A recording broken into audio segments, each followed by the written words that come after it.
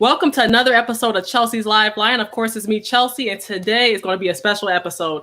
This month, as you may not know or may know, it is Women's History Month, and I'm so thankful to have a special guest who will be defining what Women's History Month means for her through her career.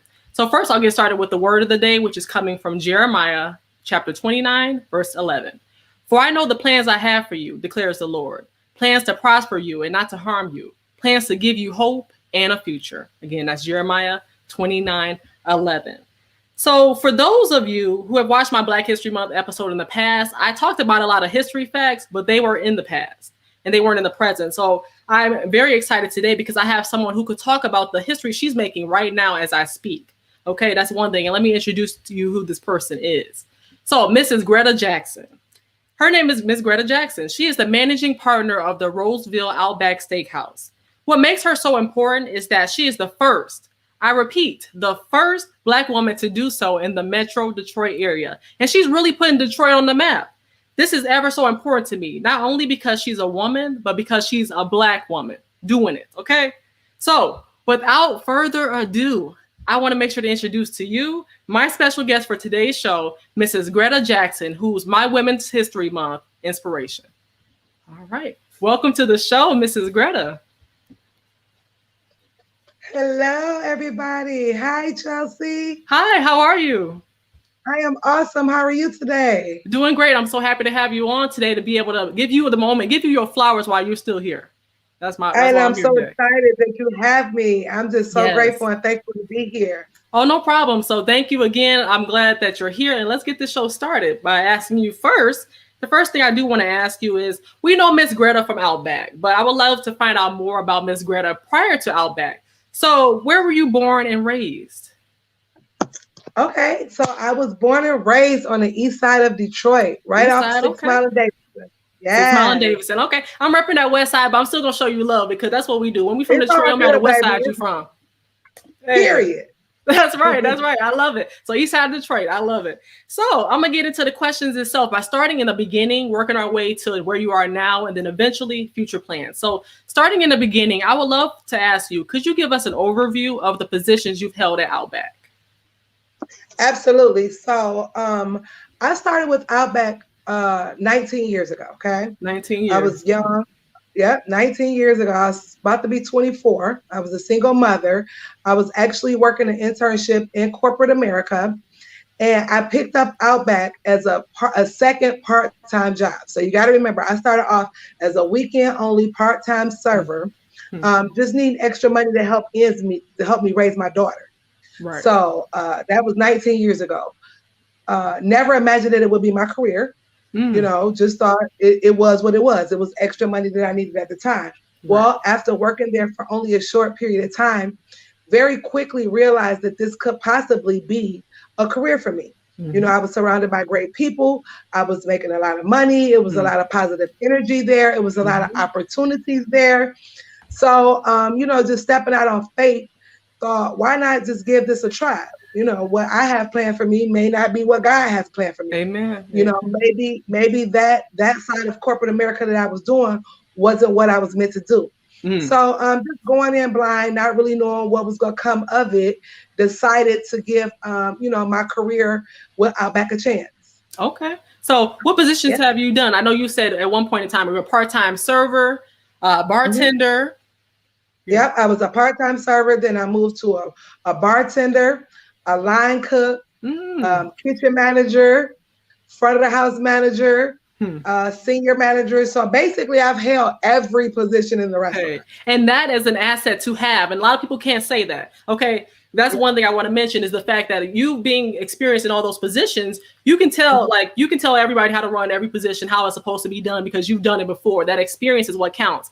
A lot of managing partners are coming in saying, oh, let me tell you how to do this, but they don't have the experience that you have, that direct experience. So that's amazing. I love it. So every single position. I mean, and then I get to help them. You know, it's not only about me being able to tell them what to do. I can stand side by side with them when they need help and assist them because I'm so familiar. That's right. Okay, awesome. Well, I love to hear that. So my next question for you is if you compare your current position as managing partner to your previously held positions, which one gave you the most responsibility? Oh, absolutely. Hands down the managing partner role. And, you know, even though I've held so many roles within the company, this here, being a managing partner comes with such a great responsibility, because in any position, in any job, I feel like the higher you move up in ranks, the less it becomes about you and the more it becomes about your people. Yes. So this stopped being about Greta a long time ago.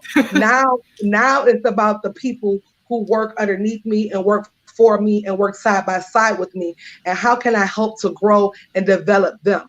How can I help them, succeed and reach their dreams, or help them grow and be a better person? So it's a great responsibility that I accept and that I love, but it's my favorite part of the job right now, being able to teach what I've known and what I've learned over the year and pay it forward. Yes. So more responsibility, but a blessing all in all. I love it. I love that positivity. It's like changing what you consider a lot of responsibility, changing that negative aspect to it to a positive one, like you said, because of the experience, because of the love you have for the job, and it makes a difference. Many people say they cannot see themselves having a 19 plus year, being a 19 plus year employee at Outback, let alone a job in general, right? So I know that through your years at Outback, you've seen people come and go, right? So what was your biggest motivation to stay in a relationship with Outback for all those years? I would have to say, Chelsea, it was a couple of things. One, I just refuse to give up on anything. Once I set my mind to something, and once I'm focused and I put my heart and my mind and my soul into something, I see it through. That's just the way that I'm built. Right. But when you talk about what motivated me, I have children. I have a family. Right. So the stability, the being able to position myself and put myself in a position to provide for them on a larger scale, on a long-term level, just to position myself to be consistent and create a legacy. Yes, so, that legacy. That legacy. Speaking of it, I have one of my people watching. His name is Black Legacy. He goes by the name Black Legacy. So shout out to you real quick. Hey, shout out to you. Hey, so legacy, because we don't think about that as Black people. We think about what we're going to do tomorrow or the next day. We're not thinking about legacy we're going to leave for our children and our children's children. And it's the most important thing about what you do every day. I mean, throughout your life. And I always told my children, because I missed out on a lot and I wasn't always able to be there for some things because I was working so hard, and I would just tell them, I'm working this hard today, so maybe, just maybe, you all won't have to work so hard later. Yes, I love it. Pass something down to them. Yeah, let me put in some of that work for you, just to try to pave the way, so that maybe I can make it a little easier for you in the future. Exactly. I love that. I love it. Ooh, good answer. Good answer. So my next one, I know it's always important to reflect as you progress through a career. So what would you say you wish you had known when you started out 19 years ago? Oh, child, you grow and you develop it. Everything that you go through is a lesson, right? You think you know it all. When you got to remember, I started in my 20s. So, in your 20s, you think you know, but you really don't know. So I think if I had to reflect on what I wish I had known, it was to have more patience, to trust the process. I've always believed in God. I was raised, by my grandparents who instilled in me the importance of having a relationship with God. And I was born and bred in the church. But I didn't always at all times follow, that advice or stick to what I knew. So I just wish that I would have had a little bit more patience and understood that the process that I was going through, it was eventually going to make me who I am today. Managing so partner. If I had to give that advice, and it worked. And if I had to give the advice to anyone who's doing anything, especially our Black women, I would just tell them to trust the process. Be patient. It's not going to happen right now, but if you stay focused and committed and loyal and believe in you, it's going to pay off. I love it. Yes, that's exactly right. Like, we don't know what we're going through when we're going through it, but as we reflect, as we grow, you have to use those previous lessons in order to improve yourself. If you're using those lessons and not for the right reasons, you won't reap the benefits, and that you are testimonial to that. Absolutely. That's right. Right. So my next thing for you is that, well, next question, you're obviously going to say there were obstacles, but the question is, were there any obstacles that you faced during your career, or was everything smooth sailing for you for those 19 years? So it was absolutely not smooth sailing, Right. That's what I'm saying. it was, it was some points in my career and over the last, 19 years that I wanted to give up. I wanted to quit. I was unsure. I didn't know if, I was built for this, if I was made for this, but God, Yes. and Yes. it was at some point during all of that, those obstacles, they made me stronger. They made me who I am today. Those storms that I went through helped create the Greta you see today. Right. So, and I had to be faced with some of those things back then when I was younger to learn how to appreciate them now. So the people who told me that I couldn't do it, that I shouldn't be able to do it, that, for whatever reasons, because I was a woman Right. or because I was black or because of Both of where I them. came Right. from, Yeah. the haters, so those obstacles and all of that negative energy, I just found a way to channel it and flip it around. You get what I'm saying? And I Yes. just focused my energy on the positive. And I guess you could say basically on trying to prove them wrong because Exactly. I always knew who I was. They didn't know who I was. So the only thing that was left for me to do was to show them. Yes. And that's one thing you had mentioned about haters going to hate. That's one thing I live by all the time because haters are going to hate only on what's good. If they're not hating on you, then you got to push yourself harder to keep grinding Yep. because people ain't going to hate on what's bad. They're going to hate on what's good. There you go. Yep. Every Even time. if you don't realize it. Sad but true. Yeah, even if you don't realize it, it's like, okay, why they hate on me? I'm not even where I want to be yet, but you're doing better than them. So of course they're going to hate. So I've learned that too. Exactly. Yeah, it's obstacles all the time, like with life, with everything, but you have to keep going. So my next one is that, was the skills that you learned at Outback enough to help you become managing partner, or was there external skills acquired that assisted you in this process? So I would definitely have to say it was a combination of both. So, some things you can be taught. You can be taught a certain skill set. You can be taught how to cook, how to make a steak, how to prepare something. But there are some other things that have to come from within. You have to have a genuine spirit and a genuine heart to be able to position yourself in an environment of customer service because you're dealing with hundreds of personalities a day. It's never the same. It's never a dull moment. You never know what you're going to encounter. And your reaction and the way you handle those things, that comes from within. That dictates what type of person you already were. You get what I'm saying? So who am I? And when I'm faced with this, good or bad, how am I going to react to it? How am I going to deal with it? Because the situations are going to come. And they're going to come daily. So I would say that, yes, Outback taught me a certain skill set that helped grow and develop me.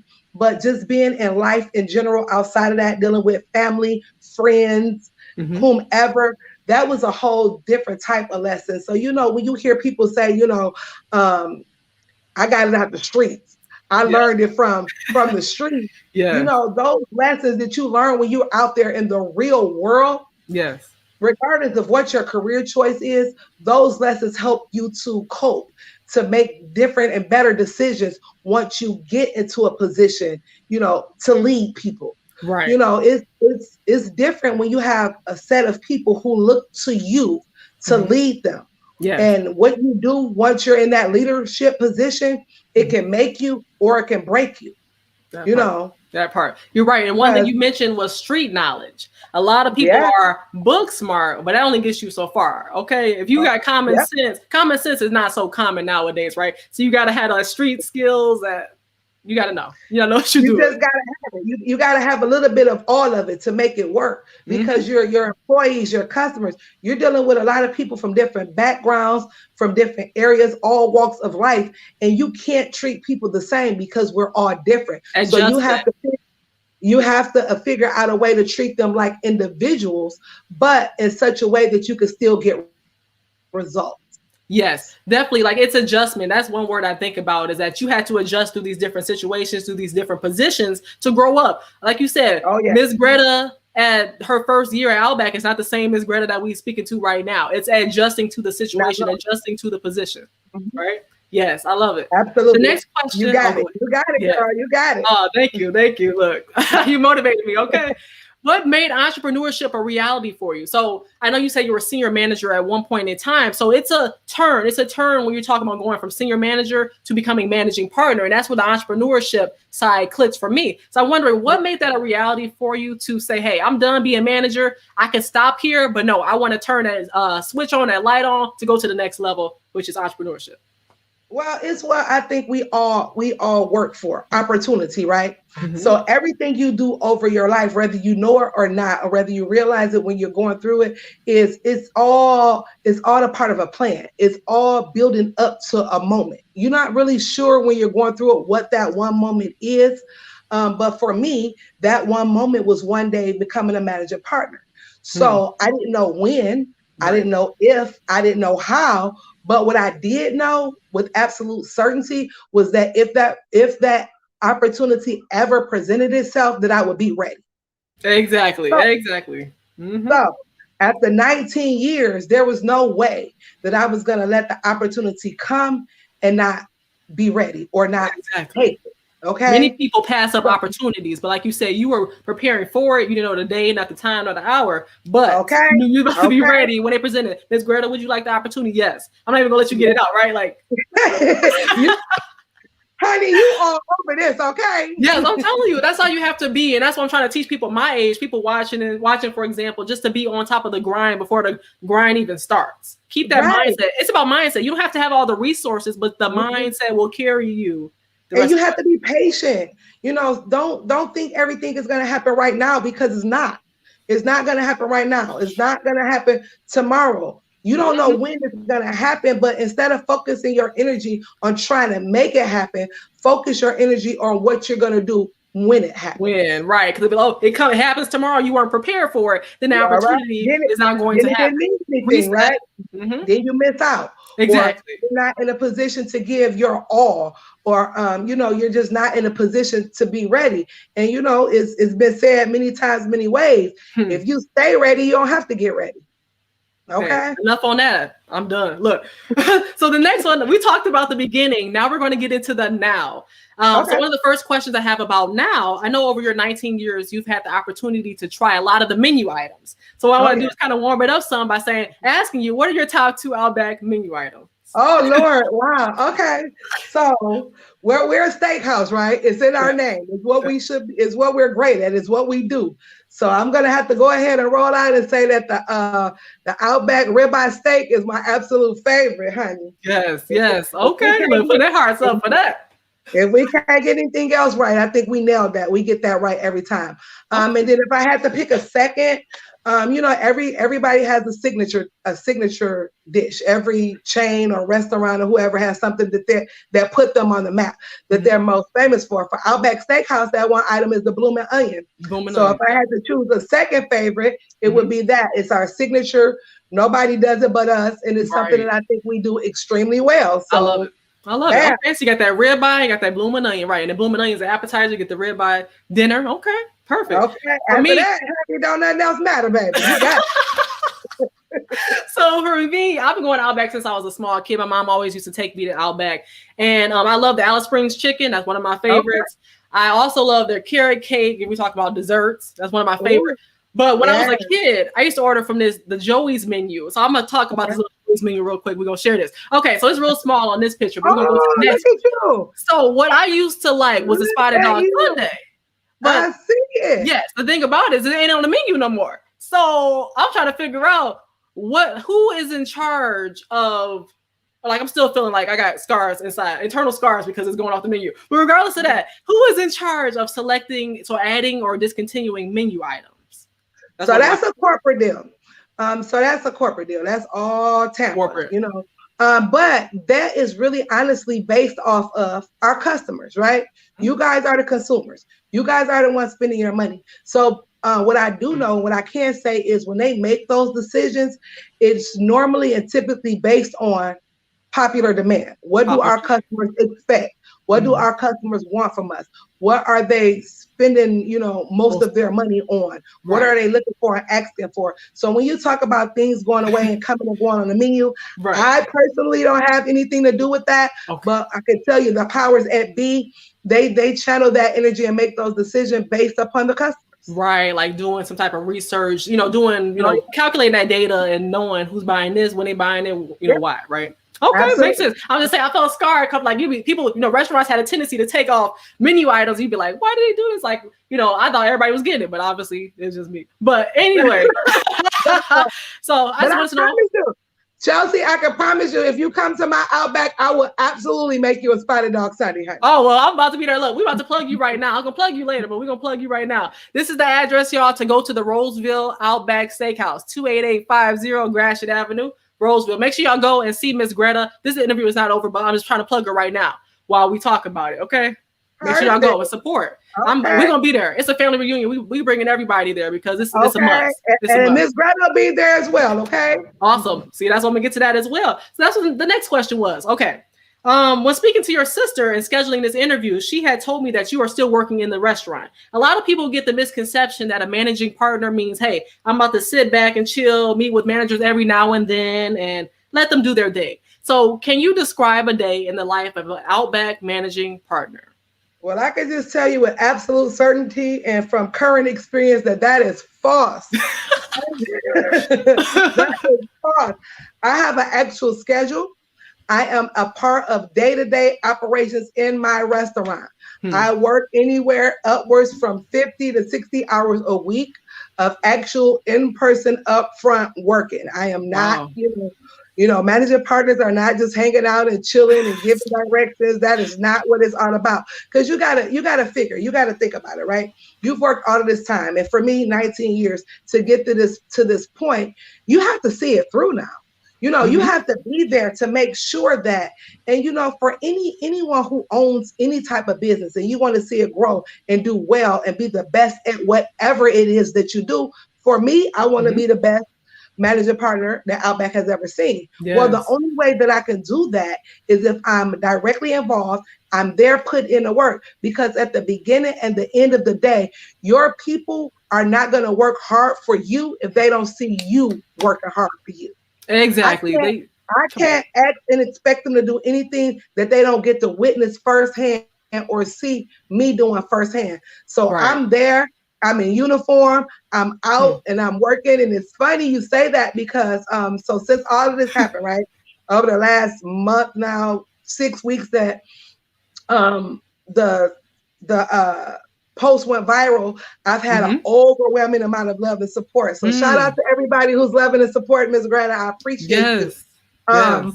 But what is so funny now though, because now these people are coming to see, they heard about it, they saw it on the news, they read about it or whatever. So now they're coming to see. But what they don't expect when they walk through that front door is to see Ms. Gretta standing right up there at the front, greeting them, feeding them, clearing the table for them, sweeping the floor, getting a drink order, whatever it is that I need to do at that moment. And I've had so many people who unsure, because I changed my look a little bit. Yes. I made like little kids one day. I changed my hair. I changed my style. Switch it up on them. And then, we got on a face mask, so they're kind of confused. So they're like, we wanted to meet Miss Gretta. Is she here? And they're like whispering, and then I'm whispering, I'm back, and I'm like, she's here. And they're like, is she? I'm like, I'm right here. And then they scream. And oh my God. It's just amazing. It's amazing because they don't expect that, Yes. They're like, oh my God. We came, but we never really thought that we would meet her or we would get to see her. And so when I get to hang out with them, and like, let me tell you, the highlight of my days now, I always love making the customers happy, but now just to get to meet them and greet them and take pictures with them and, sit down maybe and drink a glass of water with them and ask them questions about their lives and what their goals are. Right. It's nothing short of amazing. Once you get to a place where people, strangers nonetheless, are genuinely happy for you and showing you love, that's a whole other level of what, of accomplishment. It doesn't matter how smart I thought I was, what school I went to, how hard I worked. You can't buy the kind of love that I am receiving from my people right now. I could have never imagined. Like, people are coming, you have people come in and say, I drove 40 miles. I passed 3 Outbacks to come to yours. That's right. You hear something like that, that touches a place deep down in you that make you be like, Lord, God, you showing out. And I'm so thankful and I'm so very grateful because people are, it's great people out there. And every single day that my doors unlock at my restaurant, I get to meet those people and I get to experience firsthand just how much love there is out there, for us and our people. And it's nothing short of amazing. You don't realize it, especially during a time like this. This is the kind of love we need. And one thing that stood out to me is like, to describe you, it's like, it's the humbleness for me. You know what I'm saying? Because reality, you are being humble enough to sit down with it. It's one thing to get the position, but you have to be about the position. And you are that because you've come from the lowest of the low to get to the highest of the highest, right? And it's no stopping from there. That's why I say that. Like I tell, people, my staff, even my kids, my family. And for me, this been stopped being a job. This is a lifestyle. This is what I do. And I do it with everything inside of me, and I love what I do. And, as excited as I am about what I have accomplished and as grateful as I am, it's really not about me, though. It's about seeing the smile on those customers' face when they come through that door and see me and want to take a picture with me, or they bring me flowers and they bring me balloons. Wow. I had a customer a few weeks ago literally bring me to tears in the dining room, and I'm trying to be a big girl, and I'm like, okay, I'm not going to cry. I'm not going to cry. But when this lady, says, hey, Miss Gretta, I'm going to bring my 10-year-old daughter to meet you because she saw your story on TV and read about some things about your accomplishments, and she decided to write her Black History report on you. Wow. That's something. I was floored. I was like, she did what? And I mean, I couldn't stop the tears from flowing if I wanted to, but it's the genuine love. Like me, I know what I've been through in my life, but these people don't. Right. They didn't meet the before managing partner Gretta. They met me here. So when I think about everything that I've gone through to get to this point, and now that I'm here and to have people receive me with the love that they have, it makes everything that I went through worth it. That's what I'm saying. I love it. I love to hear those stories that you get to share that nobody else gets to share because it's custom to you. People are doing stuff for you that you even think that they would show you. And it's strangers. It's the strangers who support you more than the people who know you sometimes. I mean, that's just sometimes what it is. And you realize that that's that genuine love. Awesome. So one of the next questions I have for you is, what are some ways that you measure quality food and quality service to make sure customers' needs are met? And before I ask you this question, the reason I bring it up is because with any restaurant, customers care about two pillars. They care about the quality food. They care about the quality service. And I have a friend of mine who read a study saying that whenever there's bad quality service, the food won't even matter, right? Because it's like you already have that mindset that you're not going to enjoy yourself. So I was wondering, how do you measure that quality food and quality service? Well, this is what I teach my team. This is what Outback has taught me from day one. People don't go out to eat just to pay for a meal. They can stay home and cook for that. They pay for an entire experience. So the moment they pull up in that parking lot, that experience starts, right? Yes. So you have those people for roughly an hour, anywhere from an hour and a half to 2 hours. What you do with that time will dictate whether or not how people view you in your restaurant, right? So you just have to, it's like how you are when you invite someone into your home. When you're having a party or an event at home and you clean it up real good and you go all out and you buy new this, you do the deal because all of these people are going to be in your home. You want to make a great impression. You want to make sure the food is perfect. You want to make sure that they're enjoying themselves. It's that same concept when they come to your restaurant. You chose me. There's a lot of competition out there. You're right. You could have chosen anybody else, but you chose me. Now I need to take that and make sure that you understand why you chose me. Right. I need to create the atmosphere, the energy, the experience, the great food to make you happy that you chose me and to make you want to come back and see me again. Those loyal customers. And that's how you measure it. So you ask, how do you measure it? When you find yourself having people come back again and again to see you, or when you find yourself on a 2-hour wait because we're only open at 40% capacity, and those people don't even flinch and say, I'll wait the 2 hours. You're doing something right. That's right, because they want that service. Yeah. They know what, after I wait these 2 hours or this hour and a half, I know what I'm gonna get. So Yeah. if we can get that part right, the taking care of the people part right, the rest of it, it'll take care of itself. I love it. Exactly. It's about the experience. And that's one thing I just noted, you know what I'm saying? It's like, it's about the experience. Forget what the food tastes like. The food is important. But if that experience, when I get in the door, I'm disrespected or anything like that, it throws the whole vibe off. And I'm love. Yep. If the restaurant is anything like the energy you're providing, I will be there. Like I said, 28850 Gratiot Avenue, people. Okay. Yes. So a couple more questions left. So Okay. let's say that someone had a bad experience at your restaurant, but was not able to get the issue resolved on their visit. What would you recommend to be the best way that customers reach out to Outback regarding good or bad experiences? Well, for me, if you have a bad experience, because we're not perfect, people make mistakes, we make mistakes. However, I just want people to give me the opportunity to fix it. Like, don't just dismiss it and be like, oh, it went bad, went wrong this time, or it didn't happen for me this time, so I'm never going back there. I never want that for my customers. If something happened or it wasn't the best experience, reach out to me directly. Oh, okay. Like, you can call the restaurant and ask for Gretta, and I am going to get on the phone and say, hi, how can I help you? Talk to me. You can email and you can, do all of those things, but when you come right to the source, you get results. So if you want results, come to me. That is what I'm here for. When you go back to, am I a part of day-to-day operations?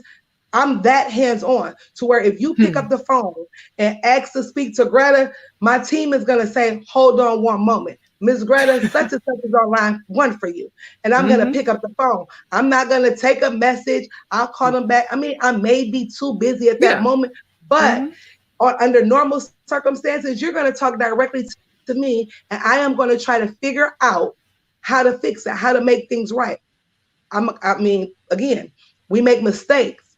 I'll own that all day, but I'll also do everything that I can to make it right. Amen. I love it. Yes. And now we're about to talk about future plans. Okay. So let's say it's someone who is currently a server and wants to follow in your footsteps. Do you think that there is a particular path that someone who wants to follow those footsteps should follow to get to where you are now? I do. Okay. And what I would have to say is you have to have a plan. And that's in anything. That's just in life in general. Yep. You have to have a plan. And don't make no mistake about it. Whatever happens usually doesn't go according to plan. Right. So that doesn't mean that plan is going to work. And it doesn't mean that you may not have to scrap that plan over and over again and start over and ball up the paper and throw it and start from scratch. That's just life. It is what it is. But what I would encourage anyone who has a desire or a dream to do anything, whether it's owning their own Outback or whatever their said business may be, I would absolutely have to tell them, put your heart, mind, and soul into it. Like, you have to give everything. If you want to make it, you can't half step. Nope. You can't be on today and off tomorrow. You can't be inconsistent. You can't beat around the bush. You can't only want to do it when it's all rainbows and bunny rabbits, and then want to tap out when stuff hits the fan. Right. That's not how that works. You have to keep that same energy every day. You have to be consistent. Your people who are working for you and who are working with you and side by side, they have to see that consistency. They have to know that in the heat of the battle, that you're not going to turn your back on them or walk away from them, that you're going to, if the ship go down, and it may go down, and it's okay if it goes down, but let them know that you're going down with that ship. You're not going to be standing out on the sidelines watching the ship go down. That's not the mood. Works. That's not the vibe. Nope. That's not how that works. Be there with them. And then, and what you'll learn if you keep that mindset is the bad days are going to get fewer and fewer because you're bringing that energy and you're bringing that vibe, and the good days are going to outweigh the bad days. And once you find yourself where your good days are outweighing your bad days, that's how you know that you are accomplished. Yes. That is how you know that you're doing something right.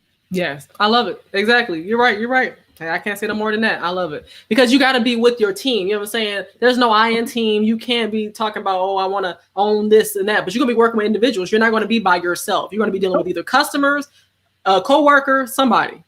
The fact of the matter, and I tell my team this every day, if I could do this without you, you wouldn't need to be here. I can't do it without you. Yeah. I can't do it without you.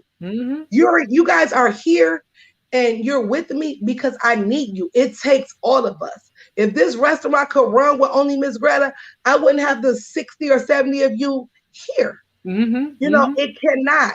And you just have to create that environment and that energy that makes them want to be a part of your vision. You know, yes, what I see for my restaurant and when I see for them, you have to create an environment that makes them say, okay, I want to be you know here. What? Even when I don't feel like it, I'm gonna do it anyway, Miss Gretta. That's right. That's right. I love it. So in your new position as managing partner, what is one goal you want to accomplish? I mean, that's such a loaded question for me. And I don't want to bite off more than what I could chew. But at the beginning and the end of the day, the reality of it is if you put this much time, effort, and energy into anything for 19 years, once you get there, you want to be known as the best to ever do it. I mean, I want to leave my mark as saying, you know, my legacy to be, you know, she was the first Black woman in the Detroit market to own her own Outback. But of all of the Outbacks in that particular market, she's the best. She did it. You know, she not only did it and achieved it, but she excelled at it. She was able to employ, you know, double the amount of staff. She was able to serve double the amount of customers. She was able to positively impact the community in which her restaurant is located. You know, she was able to do these fundraisers and to help this charity. And to, you know, it's methods. It's bigger. Again, it's bigger than Gretta. So at the beginning and the end of the day, I just want to put myself and my restaurant in a position to help grow and develop as many people as I can, whether it's my employees, whether it's the people in the community, you know, where there's the people who's coming from near and far to see me. I just want to know and be able to sleep easy at night knowing that I went in there every day and did my exact best and gave 100% to make sure that I've taken care of as many people as I can. Yes. There you go. And that's why I transitioned over to that question. What do you want your legacy to be? You said it all in a nutshell. You know what I'm saying? You want to be able to leave something for your family when you're gone and your children, and so on. Keep that Jackson legacy going on, right? So yeah, there you go. That's it. That's what it's all about. That's what it's all about. Yes, yes, ma'am. Okay, so what I'm gonna do last is to plug your business, and we're gonna do shout outs, and we're gonna wrap this thing on up, y'all. And I appreciate y'all watching. I see y'all watching here, so I appreciate the love. Y'all. Yes. Thank you, everybody. Yes, so we're gonna plug Miss Gretta's Outback. It is the Roseville Outback Steakhouse, okay? Located at 28850 Gratiot Avenue, Roseville, Michigan, 48066. Make sure y'all please go support Miss Gretta because she's very genuine. Just from my conversation with her, it made it easy for me to have my show because it was just like, you know, we family, right? We just chilling, talking. Because we are. That part. I love it. And Chelsea, let me just say this before we wrap up. You know, again, I spoke on how many people, when I say my people, and you know, I have to say my people are showing up and showing out in numbers that I could have never fathomed in my head. Because, you know, I dropped the post in February, but I actually took over this particular location in October. Oh, okay. So I'm about 5 months in, right? And that's the part that nobody knows because I didn't make a public service announcement. I just did the deal. I got it and I started working. I went to work. It wasn't about who knew. It wasn't about, you know, telling them. It wasn't about bragging. I went to work. So when I dropped that post, never did I think it would lead to this. I did that just to celebrate what I thought was a personal milestone for me. Yes. But what I need to say to my people is the way that you guys have received me and the way that you guys have supported me, it just makes my heart smile. And I just want everybody to know how thankful and grateful and how all of that love has not gone unnoticed. Yes. So from me and my family personally and from the bottom of my heart to all of you all, even the ones who wanted to come and haven't been able to get there yet. For all of the people who are praying for me, I've had so many people praying for me and praying for my success. And I just need to tell them, thank you from the bottom of my heart, because the love is real and it's felt, and it is definitely helping me carry and continue to build the legacy that I'm trying to create. So thank you all so much. And Chelsea, thank you as well. I appreciate it. Thank you so much. I'm so happy to have you on. This was a great Women's History Month spotlight. I wanted to recognize you because you're an inspiration. I was just counting down the days to get you on here, because I know just from seeing the interviews I've seen on the news, it wasn't enough time to let you shine as much as, you know, I wanted you to. So I said, hey, we got to get you on here. I'm so happy that you are on here. I'm so happy that I will be visiting your location and asking to see you so you can see me in person. And so thank you. Wait. Yes, I don't bring my family, so we're gonna be lit in there for sure. Best believe I'm coming. Let's go. Yes. So I want to. Would you say that again? I said, come through, baby. Oh, you know, I'm coming, right? So last thing, y'all, I want to tell y'all, thank you so much for tuning into this episode. I hope that y'all learned something from Miss Gretta today, because I learned so many jewels that's gonna carry me, because I'm not gonna stop the grind. The grind is gonna always continue, because I see this. Thank you. Thank you so much, y'all. So I'm about to check out real quick. I can't even talk. I'm about to get up here, y'all. I will see y'all in 2 weeks. Thank you so much, Miss Gretta. Thank you to your sister, Ganine, as well. I appreciate her for scheduling this for me. Thank you so much. I cannot thank you enough. So thank you. I Have a great night. I'll see you soon. Okay, take care. Bye-bye. Bye-bye.